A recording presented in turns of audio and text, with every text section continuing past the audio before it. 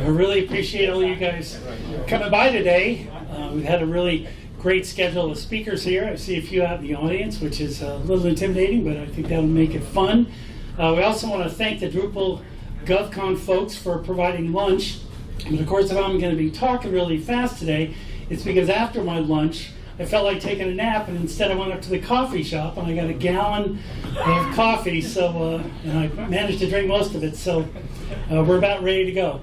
If you don't know who I am, my name is Stephen Recker, and I've had actually about 5 different careers. I was a professional lead guitar player in the 80s. Of course, I don't remember much about it, but it was, because it was so long ago. And then in the 90s, I worked with Apple, helping them get digital video going. And then in around 2002, I moved to Western Maryland so that I could study American Civil War, and I was a battlefield guide at Antietam, and I wrote a couple of history books. But then around 2005, I found Drupal, and I've been doing that ever since. And I've been trying to find a way to expand my knowledge about Drupal, and there's a lot of opportunities about that also with expanding your knowledge of history. Living out in Western Maryland, I don't know if you're familiar with it, it's out where the state gets really thin. And I live right along South Mountain, which is the northern extension of the Blue Ridge Mountains, and the Appalachian Trail runs right along it, and I can see that right outside my window of my office. Now in September 14th, 1862, about 3 days before the Battle of Antietam, there was a battle up in South Mountain on Fox's Gap, and Confederate General Samuel Garland was mortally wounded, and his body was carried down the National Pike to a little town called Boonsborough, which is the first town just west of South Mountain along the National Pike, and he was carried to this building. Now this building is one of 2 buildings owned by the Boonsborough Museum of History. And there was a man who about 50 years after the Civil War, his name is Doug Bost. He was the great-grandson of the man who built the coffin for General Samuel Garland and started Bost Funeral Homes that's still there today. And Doug Bost was collecting an amazing amount of artifacts, and he's got most of the written history of Washington County, Maryland. And this is just one of 3 floors in this building, and there's a whole nother building next door. He's got well over 100,000 Smithsonian quality items. And when I knew Doug a long time, and he passed away a few years ago, and I offered to do an inventory of his collection. And as I really wanted to see what was in there, and I wanted to see if I could leverage my Drupal skills and maybe help out and get to see what's in his collection. And about a year and a half later, it looked like this in this floor. And we had managed to get the books up on the shelves and a lot of the documents and the artifacts on the different floors of the museum. And but it started to occur to us that we've got to do more than just organize this stuff. We have to figure out what we have. Now, for about 60 years, all the local families in Washington County, whenever Grandpa died, they'd just take boxes of stuff and drop it off at Doug's, because they knew that Doug was going to be a caretaker for this. But this created a bit of a problem. We have thousands and thousands of images of all these people, and we don't know who a lot of them are. Now, if you studied AI at all, you realize that there's labeled and unlabeled data, and that's very similar to what you find in these boxes of grandma's pictures. Maybe they took the care to write on the back, this is Uncle Ed, this is Aunt Jenny, things like that. And maybe out of 100 photographs, 1 or 2 will be labeled, but most of them aren't. And so we had to find a way to be able to compare these images and to train a model so that we could train it on the ones that did have labels and find out, the names of the people who aren't in there. Now, of course, it's not as easy as it sounds. One thing I've learned from my historical research is the last person you want to ask to get a true historical fact is someone in the family. Because it's grandpa or it's whatever, and they're not that worried about it. They're very involved also. They want to make sure that they, get a name on there, but they might be wrong about it. They might have a mismemory or something like that. I don't even know if that's a word, but if it's not, I'm using it. So anyhow, I decided to come up with this app called Family Face Match, and I'm leveraging an AWS piece of software called Rekognition. Now, as a Drupalista, I've been doing it about 17 years now professionally. And the last 10 years of that, I've been working for a company doing government contracts. And about the last 7 years, I've been a tech lead on a site for HHS, and I spend about 70% of my time in AWS as opposed to being in Drupal, just trying to make pipelines run and things like that. So I got a few AWS certifications, and I also got one for AI just because I knew that that was the new cool thing coming up. And I thought it'd be nice to try to mix my Drupal knowledge with my AI, my budding AI knowledge, and the needs of this museum. So the first thing I did was I tried to build this integration of Rekognition, AWS Rekognition, with a Drupal site. Now you can just get a free AWS account, you can log in, you can fire up AWS Rekognition, upload 2 pictures, and it will tell you if it's a match. You don't need an app, you don't need anything else. But I can't give everybody in my museum an AWS account. And someone who is in the public, who comes to the website, I can't expect them to have an AWS account. I need a public-facing site. So I started to try to build an integration with AWS Rekognition in Drupal. And the first thing I realized was that I didn't really want to have all the overhead of Drupal initially, just to understand how to access AWS with the AWS SDK, the way that you get at AWS programmatically. So the first thing I did was just create a very simple single-page application. Now this is just an HTML file sitting on a server that talks to AWS. Now how it works is you've got a static HTML site, and that's represented by the HTML and the little static, I know that that's a little redundant, but anyhow, how this works is the person goes to the HTML site, and there's 2 buttons. There's a button that says upload a photograph, and then another one that says compare images. And the second button is the one that hits a JavaScript function called add photo that pumps that into an S3 bucket. Now an S3 bucket is a little bit of storage. I believe it's simple storage solution, which is what S3 is. It's a way to buy very inexpensive cloud storage in AWS. But what you can do is you can set a Lambda function in AWS, and the Lambda function is just you put a piece of script into an application in AWS, and it's serverless. It'll run it for you, and it only charges you to run that script when it's running. So it's really, really cheap. And you can set it to trigger it. So when an image goes into the S3 bucket, it triggers the function. The Python script then says, oh, there's an image there. I'm going to send that image to Rekognition. AWS Rekognition compares that image to the other images in the database. It sends back the result as a JSON blob to the S3 bucket again. Your JavaScript has been watching that bucket. As soon as that blob returns, the JavaScript on your web page grabs that and it displays the results. It's all like magic. Now I'm going through this pretty fast. This is high level. I'll go through it a few more times. This isn't the meat of it. We're going to try to show how I change that single application into a Drupal module using AI in a minute, but I want you to get the basic idea of how this works. Now another way to look at this is the interfaces of how all these pieces work in AWS. Now this is me setting up my S3 bucket. First thing I did, all I have is 2 files in there. I have an index.html file, which of course is just my web page, and a config file. My index.html page has CSS, JavaScript, and all the HTML. It's not really great to have them all in one file, but I'll tell you in a while why I did that. The only thing I don't have in that file is my config. There are 3 variables that are outside that I wanted to load in, and that's my bucket name, my region name, and my key to Cognito, and that's the authentication for this. I'll explain in a second how that works. So those are the only 2 files in my S3 bucket, except for the images, of course. And then what's really cool about an S3 bucket is you can say, I want this S3 bucket to be a standalone website. And so you just have an index.html file, and you say this S3 bucket is now a website, and it gives you an endpoint, which is right at the bottom there. That's a URL for a website. So now if I go to that page, I've got my website served up, and it's really, really cheap doing it this way. In fact, I spent the first month developing this and playing around with it. I spent $1.18. That includes storage, Rekognition, Lambda function, everything. Absolutely everything. Now, you might say, oh, well, Steve told me to just go into AWS and it won't cost me much money. A week later, I was playing around with Bedrock and I forgot to delete something. It cost me $100 in 3 days.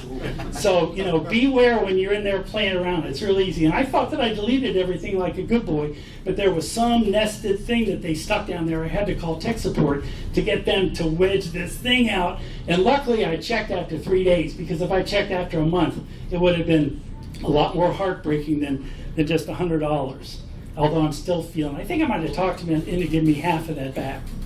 But nonetheless, my index.html file that starts out by by trying to get this config file. You see up top there the script. It just says grab this config file, get those variables in here, and then fire up the AWS SDK, which is basically means that when my user comes and clicks on that first button to upload an image, it tells AWS, hey, I need you to start a little session. I want you to give this person temporary credentials to get at the S3 buckets for maybe about 10 minutes. And that's great for somebody who's coming to the website. And what it means is that if a bot comes and tries to load, it's going to go, no. That's not right. So it gives me permissions, and it's pretty much free. You just log into AWS, you go to Cognito, you fire up an identity pool, gives you a key, and you're good to go. It's very, very nice. And then what this does is it sets up a few permissions. These are the permissions that are defined. It gives you an action. It's got Cognito identity, get credentials for identity. That's the first thing that happens. And then it gives the user the ability to put and get objects from these three S3 buckets. There's an input folder. That's the folder that when they upload a file, it goes into the input folder and triggers the Lambda function. The output folder is where Rekognition will return the results of the comparison. It puts that little blob in there, and then the reference, that's where all my database of original photographs are, so that if it finds a match, it can get a signed URL from Cognito, and it can throw the picture up real nicely. The index.html file, this is all the stuff that would go in a template. This is just all the HTML that's in there. It says upload a JPEG of your ancestor, and it's got two buttons. The photo upload that allows you to upload a file, and then add photo, the second button, you click that and it triggers the JavaScript function add photo, which does all the magic. And then when it returns the blob, after the polling sees that it successfully compared your picture, it redraws all the output stuff into that div with the ID of output file. So the front end's pretty easy. It seems pretty easy now that I've figured it out. So anyhow, it's easy for me to sound like I know what I'm talking about here. So anyhow, when it triggers the Lambda function, actually this is still back in the HTML file. Basically, this is the function that allows me to add the photo and sends it to S3 with that little await, the asynchronous function there, await S3 upload. That's pretty much all you have to do to send an item to an S3 bucket. And so pretty much what it does, it has a bunch of asynchronous JavaScript functions here. And these are really great because what it does, it tells it you've got to upload something, you can't poll it until it uploads it, and you can't try to look for a result until it completes the comparison. And JavaScript figures out all of that timing for you with these asynchronous functions. So basically, when you upload a file, it does file validation, the upload starts, the upload completes, the processing starts, polling begins, and the results are received. Very straight ahead, I hope. So this is what Lambda looks like. I've got my code in the bottom. This is the Lambda function that does all the processing. And the key thing to look for here is in the upper left-hand corner. That's S3. I added a trigger. And what this says is that when something hits this S3 bucket, run this script. And it's very cool. And what's cooler is that it only charges you for the milliseconds that it runs that script. So I've got this Python script running on this really nice server, and it cost me barely anything at all. Now the Lambda function that's in the Python script, this is it. We're not going to go through this too much, but basically it just looks for the bucket name and the key name. It finds the object, and then it does that result, run Rekognition, bucket name, key name.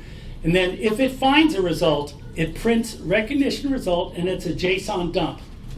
And it basically, Rekognition sends back this blob It's like a little database in JSON format that lists all the different results that is then sent to your web page, and it displays all the images. And then, of course, just to show you this input again, when it displays it, it goes to that div, which is ID output file.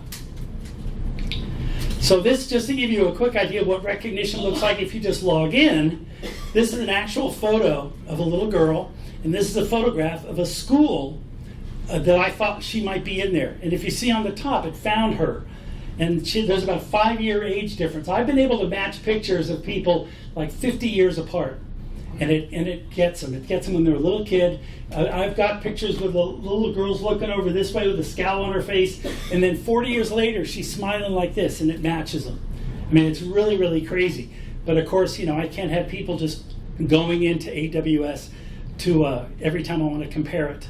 So this is again what it looks like. You've got the choose file button, an upload folder, and then the image that I uploaded is on the left, the uploaded file. And then these 3 pictures were in the database, and it found Gerald Bost with a 99.9% confidence, and Gail Bost with a 99.4% confidence, and Doug Bost with a 95.6% confidence. That's actually Doug Bost there as a little towhead. He's so cute. So anyhow, just quickly, if you're just going to try to grab a quick screenshot of what the process is, this is what you want to get. The page loads. The AWS SDK checks in with incognito and creates a session. It sets up the S3 client so that whoever's using that page at the moment can both have permission to get at the S3 bucket and to get signed URLs for the pictures that are returned. The user selects a photo, clicks the upload button. The photo uploads to an S3 input folder, triggers the Lambda function. The Lambda processes the image with Rekognition, and it creates a JSON file in the output folder if there's any results, and if not, then it returns a file that says no results. Then it checks for the results file. The front-end polling, the JavaScript in the page, checks for the results. It continues checking until something is found or it times out, and then the results are displayed with signed URLs for the images that it gets from Cognito. And then it displays the original photo, and it shows any matching photos. And then it displays the match details and shows the error. So again, this is how this works. Now, I wanted to convert this to Drupal, and this is going to be the fun part because I'm going to try to do this live, okay? And earlier today, I saw a great presentation. Martin's your name? Martin was talking about AI, and he said that he wants to look at AI like an intern, and that's good input. I personally look at AI like my crazy college roommate who would say, hey, sometimes he had good ideas, let's go get pizza, watch a movie. Sometimes he would say, let's get a 6-pack and go up on the roof of the dorm, dangle our feet over it, and yell at girls. Okay, so what I found in going through all these different AI experiments, sometimes you get the really smart person, sometimes you get your crazy college roommate. And the very first time I tried to convert this into a Drupal module using AI, I got the really smart person. Ever since then, I've been getting people that aren't quite, or bots are people, right? I'm getting bots that maybe aren't quite as together as as the first one. But luckily, you're able to export the conversations here. Okay, so let's get to it. All right, so I'm in Visual Studio Code. And this is an extension called Amazon Q, and it's free, and you have to have an AWS account, and you have to validate against it. And so basically you install this in Visual Studio Code, and then you're able to talk to it and ask it to do things for you. Now I am going to do this index.html file here. This is the single page app that I got working. And you can see starting at the top here, there's a bunch of CSS, and then it gets to the top of the JavaScript, and it's got all the stuff we talked about with the AWS SDK instantiation. It grabs the config file, and then it has different functions, the check processing status, the display the output function that renders all the HTML, and then the poll for results, and the add photo function. And then down here is this lonely little bit of HTML, and that's what the user sees on the page. So I'm going to go into Amazon Q, and we're going to fire it up. And first I want to show you where we are with the code. I'm going to be working in here. Now, Amazon Q looks at context. So I loaded the whole folder for this Drupal website. You can see I've tried this a few times just to see if I could come up with a consistent list of prompts that I could share, but I realized that every single time I do this, the agent has a different idea about how to build the module. So we're just going to go through this together and see how this works, and we're going to create a module out of this file. Okay, the first thing we're going to do is we are going to say create a .info file for a custom module in web modules custom in folder called for a custom module called family face match in a custom folder called family face match 5.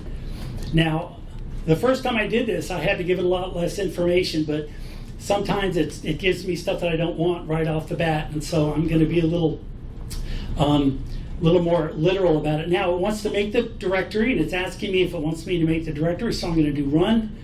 And here it's got my family face match 5, and it's got the .info file. And sure enough, it gave me Drupal 11. Okay, one time it just gave me Drupal 10, and I wasn't able to enable the module, but now it gave me Drupal 11, which is good. So I'm getting a little bit of a high confidence here.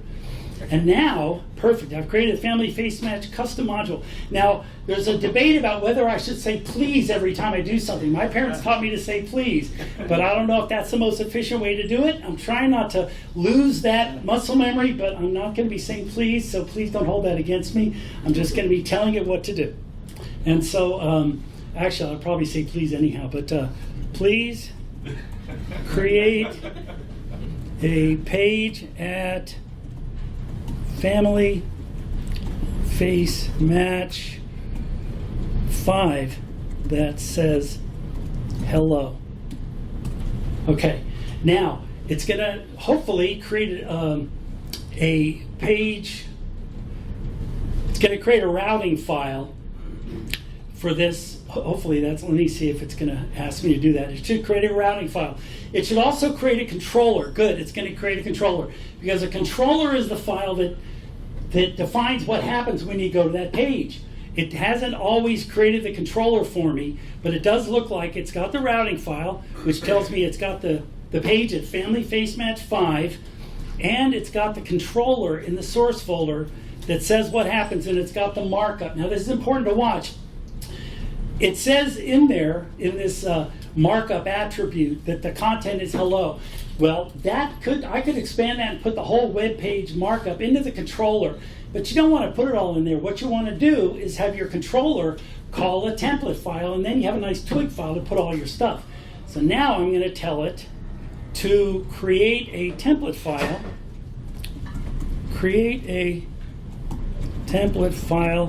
and put the content from, actually, hold on.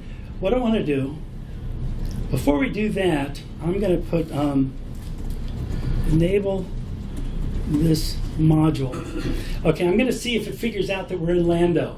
There's a Lambda file. I'll enable it. Drush, nope, it doesn't see it. Yeah, I'm going to run this, and it's going to tell me that it can't do it because it's in Lambda. It should have been Lambda drush en. Okay. Drush, no.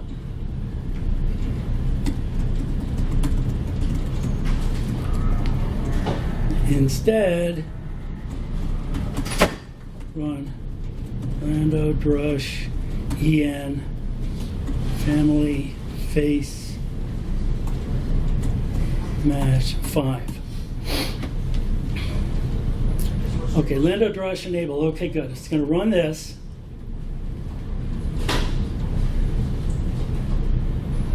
And now we're going to see if we have anything. I'm going to go here. He's not found.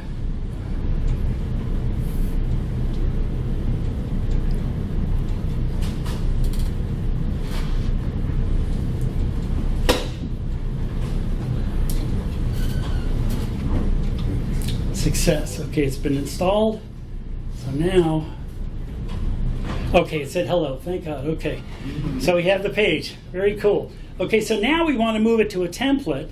This isn't going to change what we see, but please move the content from, got the spelling count, from the controller to a template file. Okay, now what it's going to do, it's going to create a .module file. Hopefully it's smart enough to figure that out. It might be asking me for that. Yeah, to create the templates. It's going to create a template file, but it also has to create a module file that is going to define where the template is. And so it's modifying the controller and pulling the content out, and it's creating the module file. Good, it's got the module file. Okay, so we're looking good. We have a module file, and that defines where the hello page template is. I love that name. Hello page template, and now it's got hello. Very simple. Okay, so now we have that, and if we were to look at the page, it should say the same thing. Now, what I want to do is I'm going to move, okay, one more thing. I want to create, one thing it didn't do was modify the files. Okay, create empty files for CSS and JavaScript.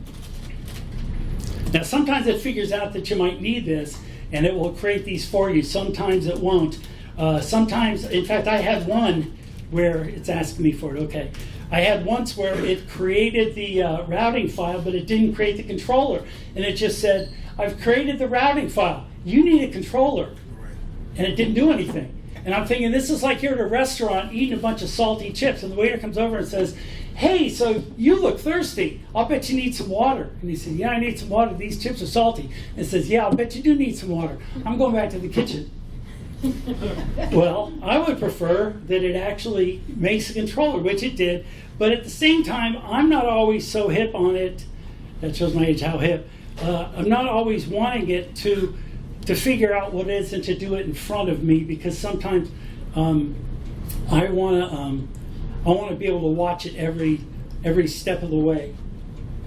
Because, you know, there's about 5 or 6 ways to do everything in Drupal, and I want to make sure that it does it my way. Now, sometimes it can teach me something, and you know, maybe it does it better than me. But for the most part, I kind of want to know what's going on. Okay, so now please clear the cache. We're going to see if this template works. Cache. Now let's see if it remembers we're in Lambda. Lambda drush CR. Okay, good. We're in there. Now we're going to go back here, and we're going to refresh this page. And it's taking a while to refresh, which is good news.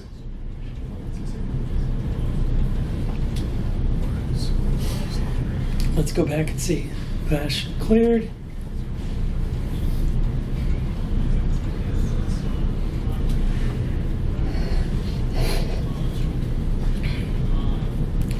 Okay, so now it's got, it's found face match 5.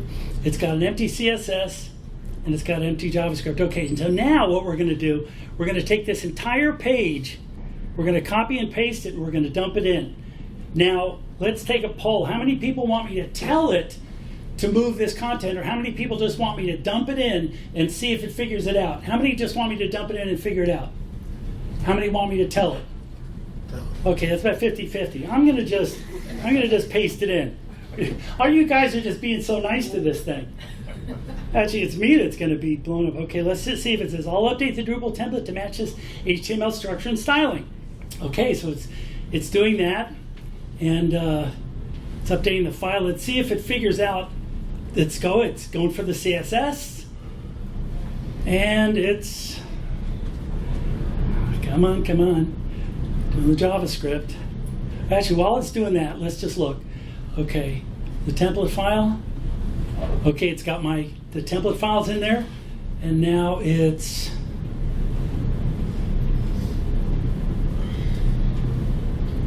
got the CSS, it's got the JavaScript. Okay, now there's only one problem here. Look at how it brings in the config file. In Drupal, I don't want to have the person that I give this module to have an external config file that they put in there. I want a settings page. Okay, so what I'm going to do, first off, let's clear the cache and see if this worked.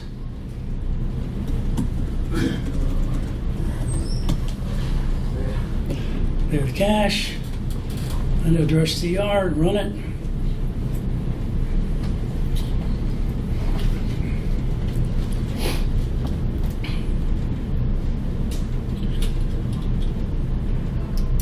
Hey, boom. Okay, it's all there. All right, so the page came up. So good so far. But I want to get a little fancier, and I say, please move the import of the config from a config file to a settings page. It's not asking much. See, now it's training people to ask a developer to do this in 20 seconds, you know, really smart. Sorry, you developers. Now, if we look at this, it's okay, we're going to run this. It's creating a form now. It's creating a form, which is very nice. So it's creating the form, the controller. It should be a form now, so the settings file. So now it's got a settings file, and let's see, it brings in the bucket name, the region, and the identity pool. And then it's going to alter the controller and the face match JavaScript. It's going to change the JavaScript here so that now there's a settings file. You want to see that real quick? The JavaScript now there's a settings file at the beginning, Drupal settings. I could set this up to do Drupal behaviors. Sometimes it gives me that. I'm not going to bother. I just want to see if this works so far. And now I'm going to go in and see if the page is there. It would have changed the routing file to give me a link to my config page. Oh, look at this. That's interesting. Oops, nope. We're going to get the URL here. And we're going to see if we have a settings page. And hold it first. P. Okay, and now we want a form page. See if it gives us a setting page. I think it's going to do it. I have high confidence.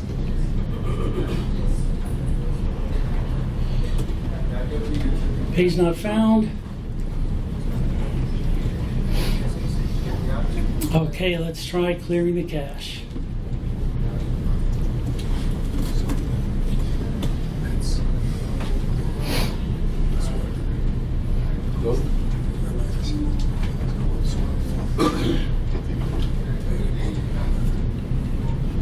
Cache cleared.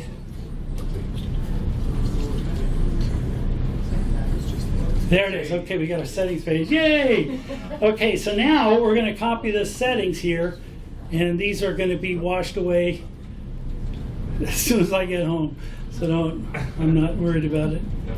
All right, we have that. We have my region. I'm going to put the region in there, and we are going to put my config identity pool ID in there. We're going to save the configuration. Okay, so the configuration's been saved. Okay, clear cache. Okay, Lambda clear cache.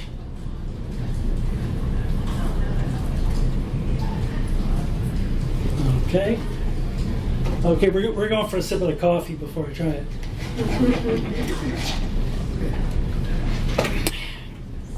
Okay, let's see if we have a module that's working. Okay, I'm going to clear the cache here just for fun. We're going to upload a file.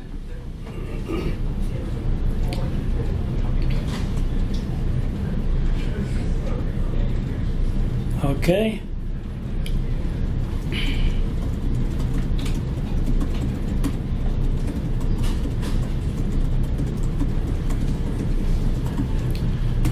Okay, what it's probably going to do is go through and check and see that I need to see.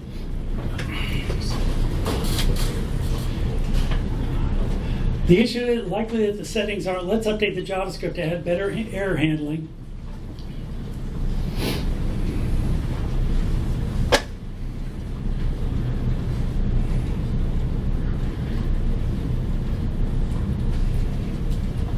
Clear the cache again.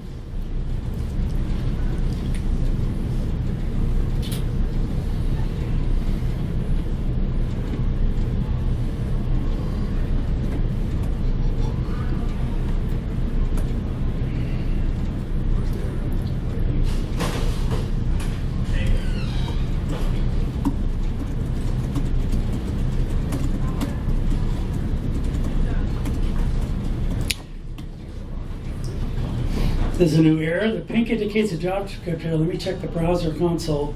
Problem is likely the JavaScript is trying to have Drupal settings before it's available.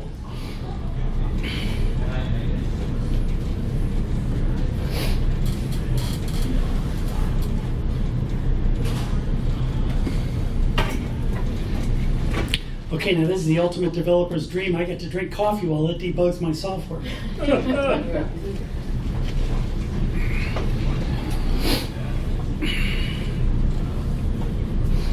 Okay, let's try this again.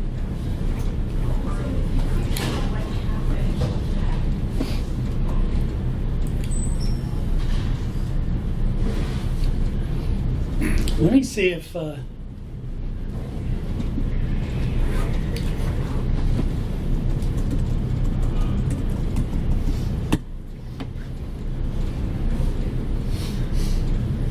me simplify the error to make it work step by step.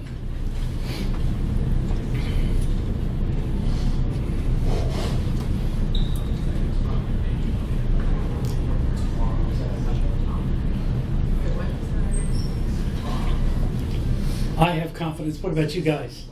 Suspense is killing me. It's not just the suspense that's killing me. It's the code that's killing me.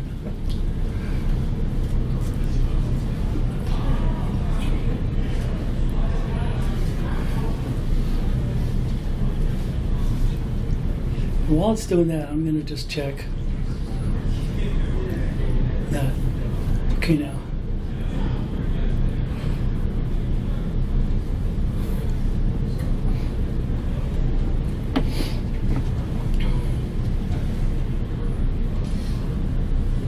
Okay, let's just take a look at that JavaScript file and see what it's doing.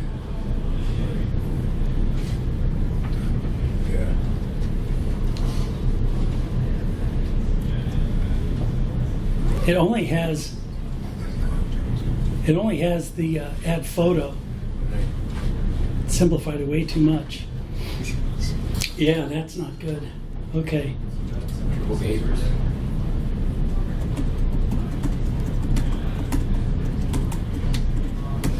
Photo.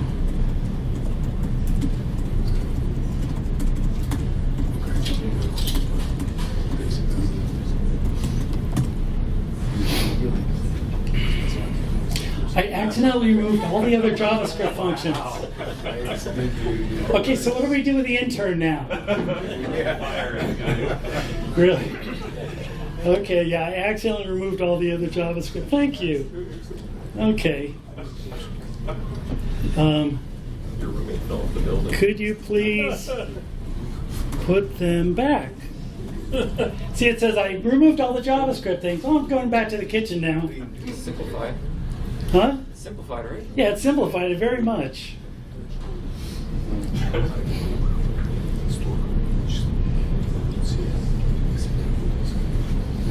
Well, let's see what it did.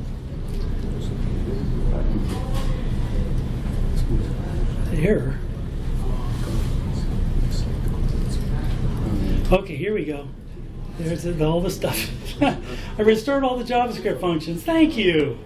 Now functionality is back in the file. Please clear cache.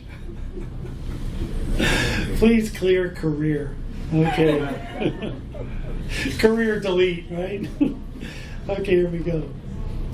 Lambda address CR. Lambda rebuilt.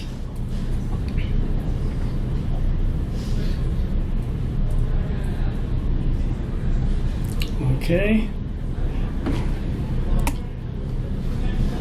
Oh, well, at least we have the stuff back.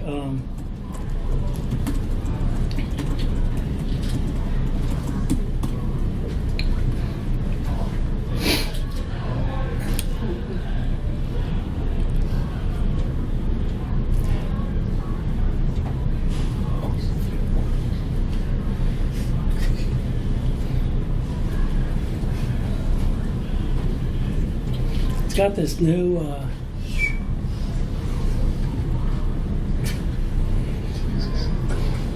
okay, what did it do to the controller and the libraries? Because the libraries, it should have a libraries file that calls the JavaScript, so it is calling the JavaScript. It did create that. Cache successfully rebuilt.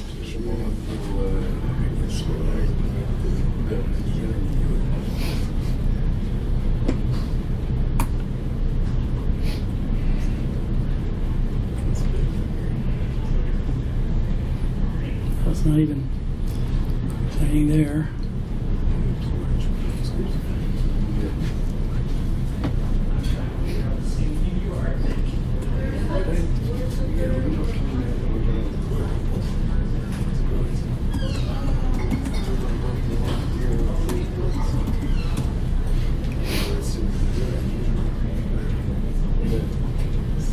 Let me create a minimal test version to isolate the issue. Now what it's doing, now it's getting some beer and it's going up on the roof, and it's going to minimize all that. What I'm going to do, in the interest of time, is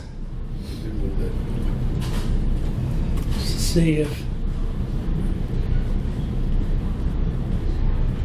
Okay, so this is a broader thing that it's borked the whole thing, because the other modules aren't working now either.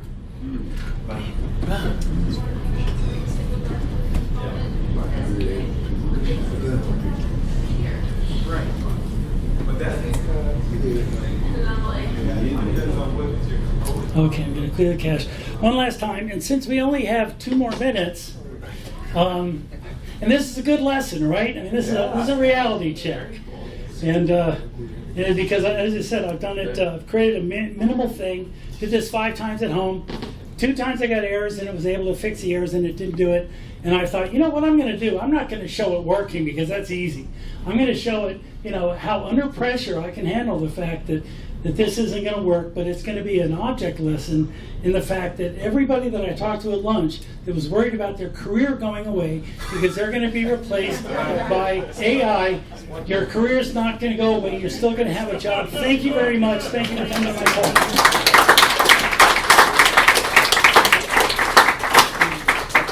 Any questions in the last minute? It's very big and real proof. Pardon me? It's very big and real proof. Yes, exactly. Exactly. No, it actually did work in the back. I just messed it up just to make it. How do I get an Amazon Q extension? You have to have it. No, you need an AWS account. You just go to AWS, you log in for a free account. You can do all kinds of great stuff. And Amazon, because when you log in, you enable that extension, it's going to ask you to authenticate against your account. You get a free tier account. You get a free tier account. Okay. And so, in fact, it asked me to re-authenticate it this morning before my talk, and I couldn't remember my password. Luckily, I did. But yeah, you need to have a free tier AWS account. You just go into Visual Studio Code, you enable the extension for free, it says authenticate against your account, you just click that and it just goes, you log in, it says you're cool, and you start working. And one of the neat things that it does is that I can right click this, and then down here it says Amazon Q, and I can say, okay, explain this. And then it'll go in and it'll say, this is a Drupal libraries font, and it explains it. This is really great because I inherit a lot of accounts, and I've got to figure out what the person before me did with all this stuff. So I just go in and I select this big module that they did that I think is insane because I don't know what they're doing because I'm not smart enough, but I blame it on them. So I just select the whole thing and I say, explain this, and they say, oh, this is a really nice module. It does this, and it breaks it out, and it's really, really helpful. And so even if you're not, it'll refactor it if I want. Like if it's, you're going Drupal 10 to Drupal 11, or not that, but like 7 to 8, something like that. You want to do that.